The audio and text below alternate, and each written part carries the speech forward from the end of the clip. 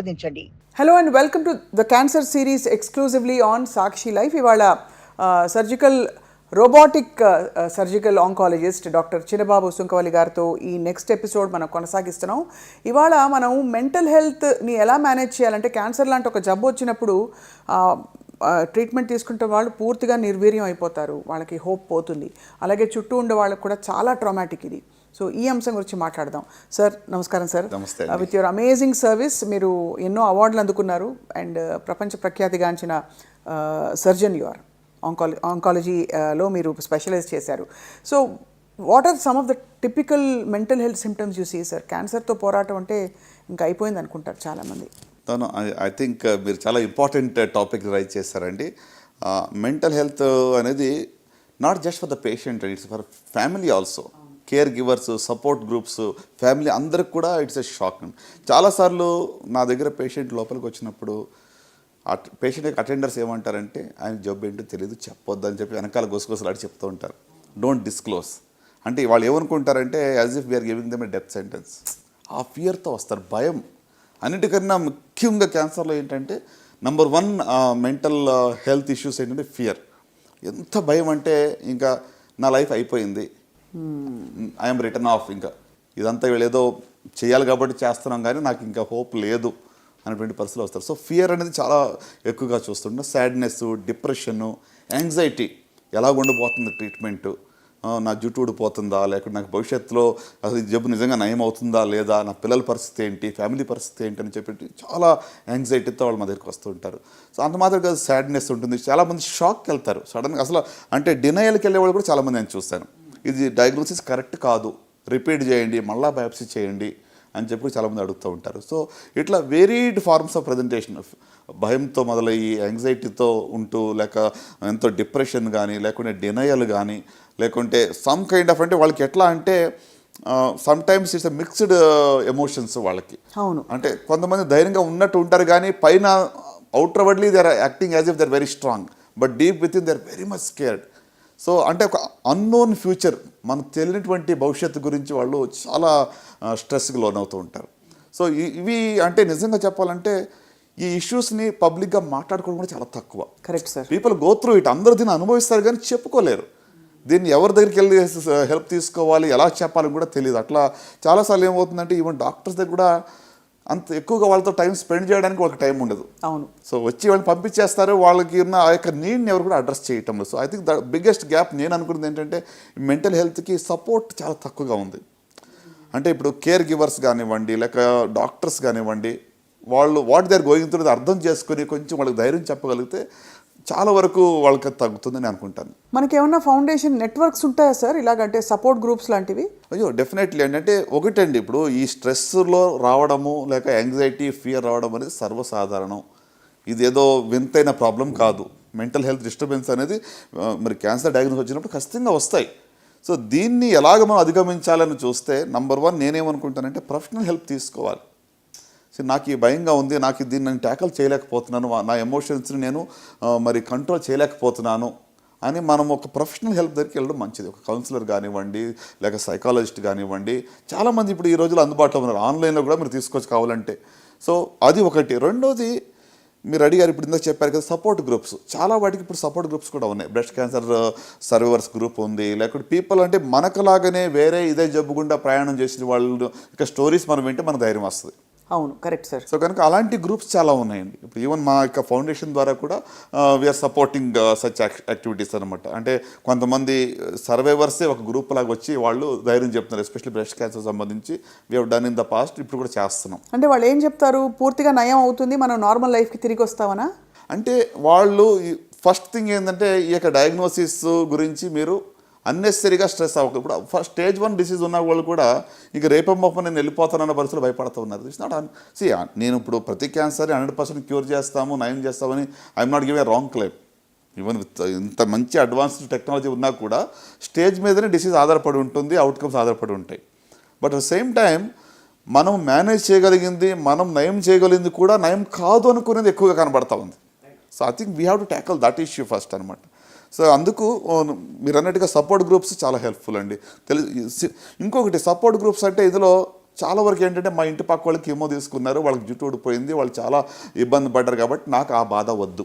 ఇది కూడా ఉంటుంది. ఇది negative impact of somebody else's experience.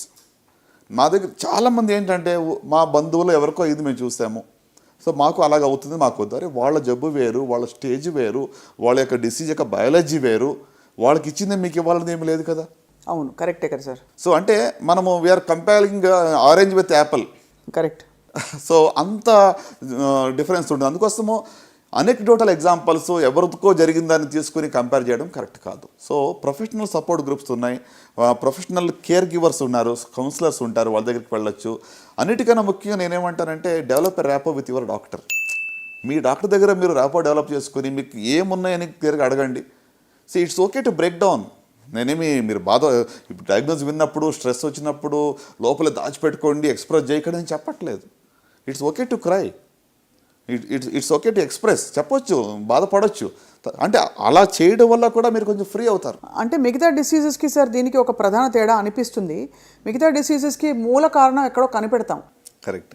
ఇది సడన్గా ఒక పెద్ద రాయి వచ్చి తన నెత్తి మీద పడ్డట్టు క్యాన్సర్ని నేనేం చేశానని నాకే ఎందుకు అని ఒక బిట్రేయల్ ఫీల్, జీవితం నన్ను వెన్నుపోటు పొడిచిందనే ఫీలింగ్ వస్తుంది కదా సార్. కరెక్ట్. అక్కడి నుంచి ఇంకా ట్రీట్మెంట్కి రిసెప్టివ్ అవ్వడం, ట్రీట్మెంట్ ప్రాసెస్లో అయ్యే ఇబ్బందులు తట్టుకోవడం, కరెక్ట్, అది ప్రాసెస్ కదా సార్. సో మీరు అన్నట్టుగా మోస్ట్ ఇంపార్టెంట్ క్వశ్చన్ ఏంటంటే వై మీ, నాకే ఎందుకు, నేనేం చేశాను, ఏం తప్పు చేశాను, నాకు ఎలాంటి అలవాట్లు లేవు కదా, ఎగ్జాక్ట్లీ సార్, మాకు కూడా నాకే ఎందుకు రావాలి ఇది అనేటువంటిది చాలా ఇబ్బంది పెడుతూ ఉంటుంది. సో అందుకే కేర్ గివర్స్ మీ యొక్క డాక్టర్తో చెప్పుకోవడము, సపోర్ట్ గ్రూప్స్ హెల్ప్ తీసుకోవడం అనేది ఐ థింక్ చాలా ఎక్స్ప్రెస్ చేయడం చాలా ఇంపార్టెంట్. ఈ రోజుల్లో ఐ థింక్ మీ అందరికీ తెలిసినట్టుగానే కోవిడ్ వచ్చిన తర్వాత mental health has become significant issue. అవును. అంటే ఇదివరకు దీని గురించి మాట్లాడేవాళ్ళు కాదు, ఇప్పుడు అట్లీస్ట్ మాట్లాడి సపోర్ట్ తీసుకోవడానికి కూడా ఇట్స్ ఓకే నౌ. అవును, people are also accepting it. అవసరం ఉంది అని వాళ్ళు ఒప్పుకుంటున్నారు. క్యాన్సర్ ప్రాసెస్లో ఏ స్టేజ్లో మీరు ఈ మెంటల్ హెల్త్ సపోర్ట్ మంచిది, అవసరం, ప్రొఫెషనల్గా తీసుకోవడం అని మీరు సలహా ఇస్తారు? ఉదాహరణకి somebody has come to you diagnosed with cancer, you are starting the treatment sir, అప్పుడు ఏం చెప్తారు సార్ మీరు? అంటే ఇక మెంటల్ హెల్త్ కౌన్సిలింగ్ కానీ గైడెన్స్ కానీ కీమో ఇచ్చే ముందో, సర్జరీకి ముందో, లేకపోతే రేడియేషన్ తర్వాత నేను అనుకోను. డయాగ్నోసిస్ అయినప్పటి నుంచి ఎంటైర్ ప్రాసెస్లో వాళ్ళకి అవసరం పడుతుంది. అంటే ఇప్పుడు అందరికీ అవసరం పడదు. చాలామంది కొంతమంది దాన్ని పాజిటివ్ ఫీలింగ్స్తో ఉండి వాళ్ళు అవుట్లుక్ కూడా లేదు, ఐ విల్ బీట్ ఇట్, నేను దీన్ని జయించగలను అనే నమ్మకంతో చాలామంది ఫైట్ చేసే వాళ్ళు ఉన్నారు. వాళ్ళకి కంటిన్యూడ్ సపోర్ట్ అవసరం లేదు.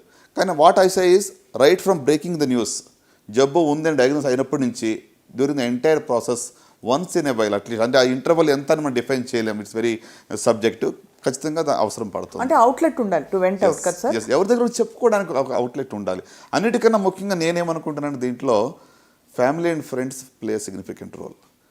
మీ యొక్క కుటుంబ సభ్యులు లేదా దగ్గర ఫ్రెండ్స్, ఖచ్చితంగా వాళ్ళతో మీరు చెప్పుకునేటువంటి యొక్క రిలేషన్ ఉన్న వాళ్ళైతే చాలా మంచిది. సో దట్ మీకు ఒక అవుట్లెట్ ఉంటుంది, దానివల్ల కూడా మీరు చెప్పుకున్న తర్వాత మీరు లైట్ ఫీల్ అవుతారు. ఉదాహరణకి బ్రెస్ట్ క్యాన్సర్తో లేకపోతే కొన్ని క్యాన్సర్స్తో బాధపడుతున్న వాళ్ళు డయాగ్నోసిస్ అయ్యాక వాళ్ళు ట్రీట్మెంట్ తీసుకున్న క్రమంలో do they have normal activity, like normal sexual activity కావచ్చు, భర్తతో టైం స్పెండ్ చేయడం, ఫ్యామిలీతో టైం స్పెండ్ చేయడం, ఇవన్నీ జరుగుతుందా? బికాజ్ నేనేదో హట్కే, నేను అబ్నార్మల్ అనే ఫీలింగ్లోకి వచ్చేస్తారు.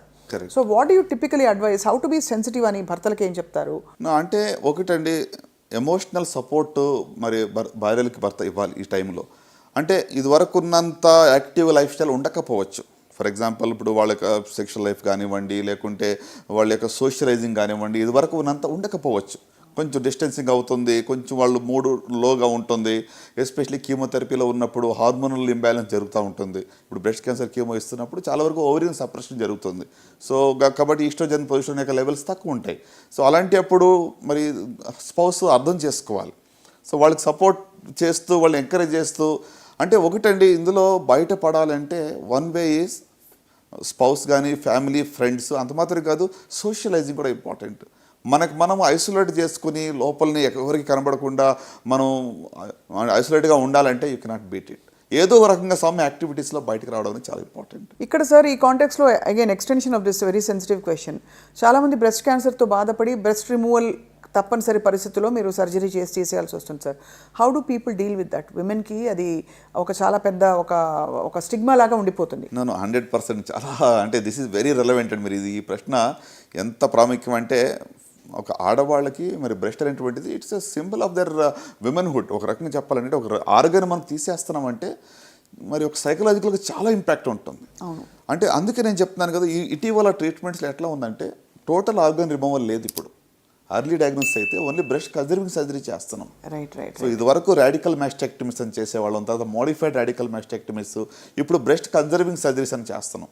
ఈక్వల్ అవుట్కమ్స్తో. అంటే ఏంటి, అర్లీ స్టేజ్లో డయాగ్నోజ్ అయితేనే బ్రెస్ట్ కన్జర్వింగ్ సర్జరీ పాసిబుల్ ఉంటుంది. పెద్ద గడ్డ వచ్చినప్పుడు చేయలేకపోవచ్చు, రొమ్ము పూర్తిగా తీసే అవకాశం ఎక్కువగా ఉంటుంది. సో కనుక ఒకవేళ రొమ్ము పూర్తిగా తీయవలసి వచ్చినా కూడా ప్యానిక్ అవ్వాల్సిన అవసరం లేదు. ఎందుకంటే there are lot of reconstruction options today. అవును, సేమ్ సిట్టింగ్లో రీకన్స్ట్రక్షన్ చేయొచ్చు, లేకపోతే ట్రీట్మెంట్ అయిన తర్వాత కూడా బ్రెస్ట్ రీకన్స్ట్రక్షన్ చేయవచ్చు. తమ ఓన్ టిష్యూస్తోనే చేయొచ్చు, లేకుంటే బయట నుంచి ఒక ప్రాసెస్ పెట్టినా కూడా రీకన్స్ట్రక్షన్ చేయవచ్చు.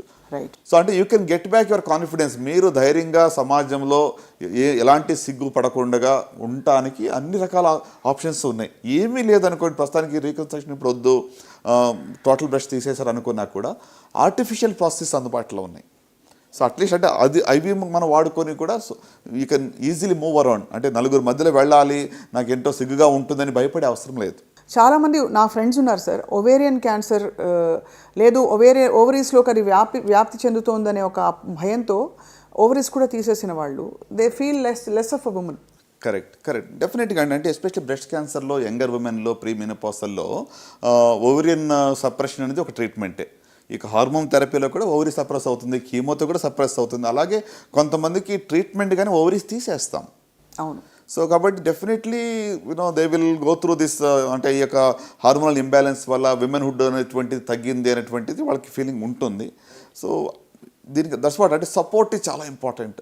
అన్ని రకాలుగా friends, families, counsellors, doctors, society at large is responsible. అది అంటే వాళ్ళని ఏదో చిన్న చూపు చూడక, డిఫరెంట్గా చూడక, they are part of us అనేటువంటి ఒక కాన్ఫిడెన్స్ వాళ్ళకి మనం ఇచ్చే బాధ్యత మనందరి మీద కూడా ఉంది. తప్పకుండా సార్. ఐ థింక్ ఈ రెలవెంట్ పాయింట్స్ని మనం ఓపెన్గా డిస్కస్ చేయడం ద్వారా ఎవరికైనా ఇలాంటి సమస్య రెజొనేట్ అవుతే వాళ్ళు చూసే వాళ్ళకి డెఫినెట్గా they will find the ray of hope. అంటే మీలాంటి గొప్ప ఎక్స్పర్ట్స్ నుంచి సార్. ఈ కాంటెక్స్లో before I close this segment sir, చాలామంది మనకి ప్రముఖులు, సోనాలి బెంద్రే, అలాగే we have Mamta Mohandas, వీళ్ళందరూ క్యాన్సర్ బారిన పడి బయటపడ్డవాళ్ళు సార్. మనీషా కొయిరాలా గారు, వాళ్ళు ఇన్ఫ్యాక్ట్ వాళ్ళు ఇది చేసి మొత్తం హెయిర్ షేవ్ చేసేసుకుని కూడా అది ప్రౌడ్గా they have actually held up their image and their confidence. అవునండి. So would you like to say anything? అంటే వాళ్ళకి క్యాన్సర్ వస్తుందని ఎవరు నమ్మరు చూస్తే, వాళ్ళ సినిమాలు చూసినా. అంటే క్యాన్సర్ ఈజ్ అందరికీ ఎవరికైనా రావచ్చు, but at the same time it can be cured అని ప్రూవ్ చేసిన వాళ్ళు. అవునండి. ఫర్ ఎగ్జాంపుల్ ఇప్పుడు మీరు ఇందాక చెప్పినట్టుగా మనీషా కొయిరాలా కానివ్వండి, లేకుంటే సోనాలి బెంద్రే గారు, ఎంతో మరి వాళ్ళు ఏదో అర్లీ స్టేజ్లో కనుగొని ఈజీగా ఫైట్ చేసి వచ్చిన వాళ్ళు కూడా కాదు. They fought with the disease which was relatively advanced. అంటే నేనేమంటానంటే హోప్ అనేది రియల్ అనేది నమ్మాలి first. Right, it is real. నిజంగానే మేము బయటపడే అవకాశం ఉంది అనే దాన్ని ఫస్ట్ మనం నమ్మాలి. మనకే హోప్ లేనప్పుడు ఎవరు ఎన్ని చెప్పినా ఒక నెగిటివ్ మైండ్ సెట్తో ఉంటే యూ కెనాట్ ఓవర్కమ్. సో వీళ్ళు బయటకు పడ్డారంటే ధైర్యంతో పోరాడారు. ఒక హోప్ అనేది నిజంగానే వాళ్ళు పెట్టుకుని పాజిటివ్ ఎమోషన్స్తో ముందుకు వెళ్ళి దే హ్యావ్ ఎండ్యూర్డ్. ఈ పెయిన్ని వాళ్ళు సహించుకుంటూ ముందుకు వెళ్ళారు, బయటపడ్డారు. సో నా మెసేజ్ ఈస్, అంటే నయం అవుతుందా లేదా అనే దానికి వస్తే 100% నేను చెప్పలేనేమో, కానీ హోప్ ఉందా లేదని అడుగుతారు. హోప్ నిజంగానే ఉంది. Even in relatively advanced disease also hope. నేను ఎంతోమంది పేషెంట్స్ స్టేజ్ 4 మేము గివప్ అయిన వాళ్ళు కూడా వాళ్ళు పోరాడి బయటపడ్డారు. Right. So given that it is real. అంటే ఏదో ఊరికనే ఒక హాస్పిటల్ వాళ్ళు, డాక్టర్స్ వ్యాపార రీతిగా ఏదో వీళ్ళు బాగుంటుంది, బాగు చేస్తామని చెప్పి వాళ్ళని బండి గెనటానికి, లేకపోతే ఒక కమర్షియల్ ఇంట్రెస్ట్తో ట్రీట్మెంట్ ఇస్తారని కూడా చాలాసార్లు ఇప్పుడు నమ్మకం తగ్గిపోయిందండి హాస్పిటల్స్ మీద, డాక్టర్స్ మీద. సొసైటీలో నిజంగా చెప్పాలంటే చాలా వరకు ఆ ట్రస్ట్ అనేది తగ్గింది.